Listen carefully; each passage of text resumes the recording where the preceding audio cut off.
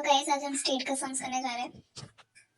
तो सबसे पहले क्वेश्चन में पढ़िए कि हमें क्या क्या दिया है। तो यहाँ पे सबसे पहले मैं हिंदी में समझा रही हूँ कि एक प्रोडक्ट है। तो एक क्वेश्चन में ऐसा दिया है कि एक प्रोडक्ट है, उसे बनने के लिए दो पार्ट की जरूरत है, part A and B.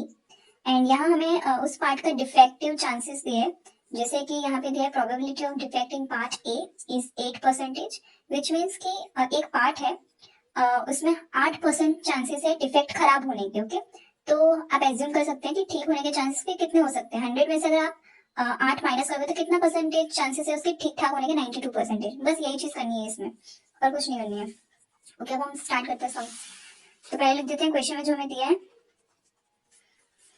Probability of defect in part A is 0.08।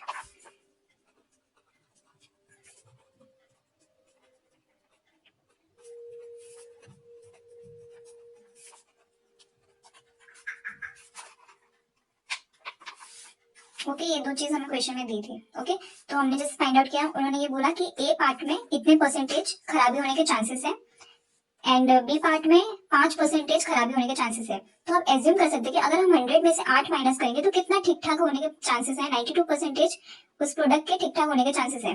And अगर आप 5 माइनस 100 करेंगे तो कितना आएगा? 95% वो पार्ट जो है उसके ठीक ठाक होने के चांसेस है। तो अब हम वही फाइंड आउट करेंगे कि जब नो डिफेक्ट, कुछ भी डिफेक्ट ना हो उसमें। ये वन मतलब समझिए कि 100 में से हमने माइनस ये 8 किया है, बट यहाँ पे 0.08 लिखा है तो इसलिए हमने यहाँ पे 1 से किया है,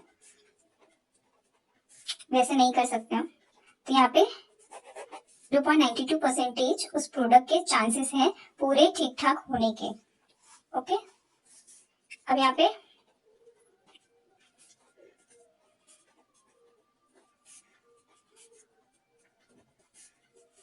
.95 वो पार्ट ठीक ठाक है। ओके, सिर्फ चांसेस 5% है।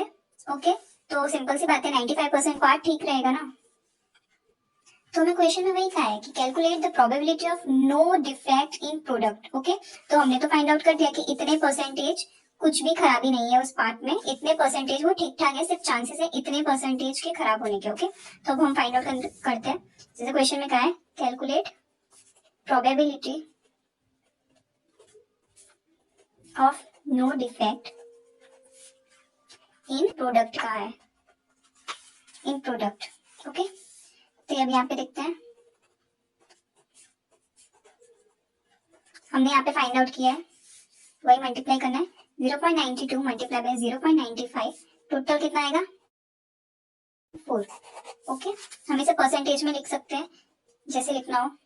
ओके, क्या आया आंसर हमारा? 87.4%, विच मीन्स कि इतने परसेंटेज चांसेस है कि वो फाइनल प्रोडक्ट को कोई भी डिफेक्ट नहीं हुआ होगा।